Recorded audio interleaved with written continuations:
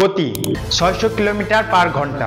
Track হতে 10 millimetre উপরে শূন্যে ভাসমান পৃথিবীর মধ্যে সবচেয়ে সেফেস্ট এবং স্টেবল ম্যাগলেভ ট্রেন। চলো ভাইয়া আমরা সবাই জেনে নিই এই ভারী, ফাস্টেস্ট এবং চাকাবিহীন ট্রেনের এত দ্রুত গতিতে চলার পেছনের কনসেপ্ট।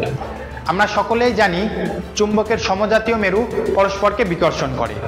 যদি এই বিকর্ষণকে কাজে লাগিয়ে কোনো বস্তুকে শূন্যে উঠানো হয় তখন সেটাকে বলে ম্যাগলেভ বা ম্যাগনেটিক লেভিটেশন। এই ট্রেনের ক্ষেত্রেও এমনই স্ট্রং ইলেকট্রোম্যাগনেট ইউজ করে একে লেভিটেট এবং অ্যাক্সেলারেট করা হয়।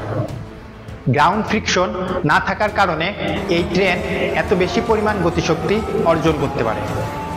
চিন্তা করে দেখো ভাইয়া কি হবে যদি এয়ার ফ্রিকশনও না থাকে। হ্যাঁ, ঠিক এমনই একটি কনসেপ্টের ব্যবহার করা হয় হাইপারলুপ ট্রেনের ক্ষেত্রে, যার গতি প্রায় 1200 কিলোমিটার পার ঘন্টা পর্যন্ত হয়ে থাকে।